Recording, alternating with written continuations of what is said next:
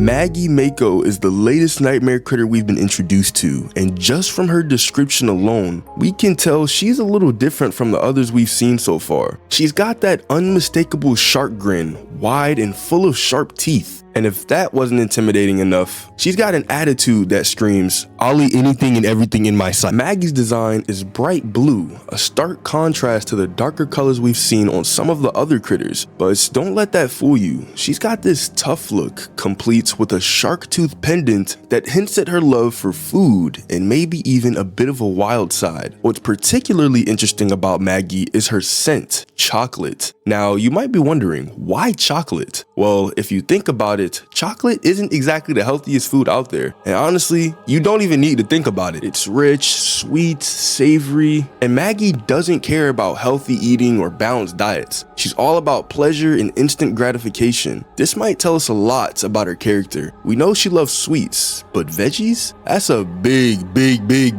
no from her. This gives Maggie a kind of rebellious streak, like she's not interested in following the rules or listening to advice. She's gonna do what she wants, eat what she wants, and she probably is gonna laugh at anyone who tries to tell her otherwise. Now, as we think about what role she might play in Chapter 4, let's consider her personality. She's driven by food, plain and simple, so it wouldn't be surprising if her interactions with the player involve trying to catch them, just to see if they'd make a good snack. If Maggie does show up in Chapter 4, I can imagine a sequence where you're being chased through a room full of food supplies, maybe an old cafeteria or a storage area. Maggie could be sniffing out anything remotely edible, and that includes you. In terms of gameplay, Maggie's obsession with food could be used in interesting ways. Imagine a mechanic where you have to distract her by throwing pieces of food or activating traps that lead her away. But here's the twist, Maggie's not stupid. She's likely to catch on after a while, maybe even getting faster and more relentless with each distraction. It's like feeding a bear in the wild. Sure, it works the first time, but once they get a taste for it, they become a lot more aggressive. And if you've been following the lore, you might wonder why Playtime Co. would create a character so focused on food. It kind of makes you think back to Picky Piggy. So what's the purpose here? Well, Maggie's relentless hunger could be a twisted commentary on consumption and excess. Playtime Co. always had a knack for taking something innocent, like a toy's love for food, and warping it into something dangerous. So is Maggie Mako more than just a food-obsessed shark? Her attitude and love for indulgence could reflect a child's unchecked desires.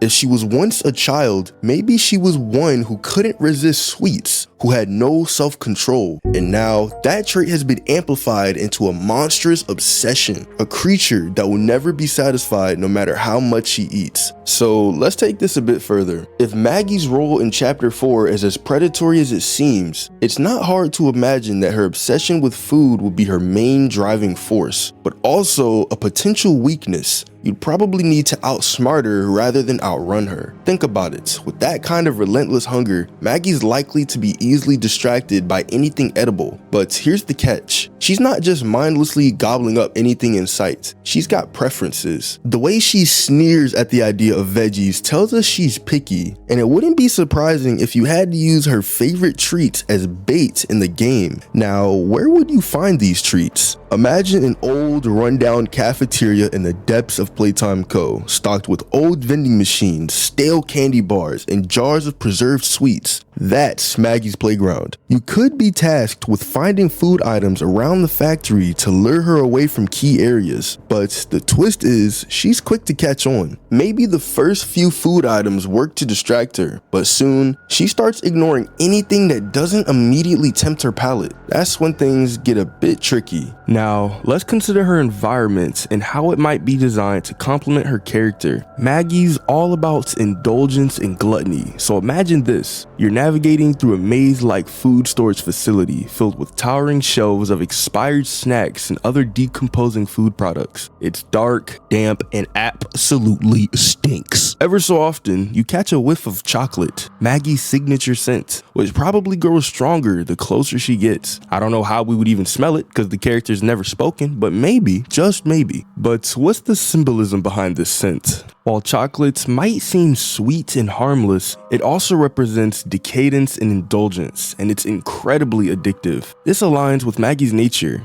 She's not just hungry, she's insatiable, always craving something more, something richer. It's almost like she's consumed by her own desires, which makes her a potentially tragic figure. Was she once a child who was never satisfied? Did Playtime Co. take that trait and amplify it into this monstrous obsession? And speaking of her childlike traits, it's easy to imagine how her personality might be reflected in her interactions with the player. I'd expect to see glimpses of humor mixed with an undercurrent of danger. Maggie's not just another mindless monster. She has a personality. The idea of Maggie having some level of awareness, some sense of enjoyment in the hunt, makes her even more terrifying. It's not just about survival with Maggie. She's actually having fun with it. Now, we also need to address why Playtime Co. would create a character like this in the first place. What's the purpose here? Well, as with the other nightmare critters, Maggie's obsession could be rooted in the emotional states of the child who became her. If we assume Maggie was once a child with a penchant for indulgence, that trait could have been twisted into a symbol of excess and consumption. Playtime Co. has never been about making normal toys. They push boundaries, often in cruel ways. So maybe, just maybe, Maggie is an embodiment of all the vices that Playtime Co. saw fit to experiment with, a lesson in the dangers of overindulgence. Let's not forget that the nightmare critters each have a specific trait that defines them. For Maggie, it's clearly her appetite. But what if it's more than that? What if her hunger is also a need for validation or acceptance?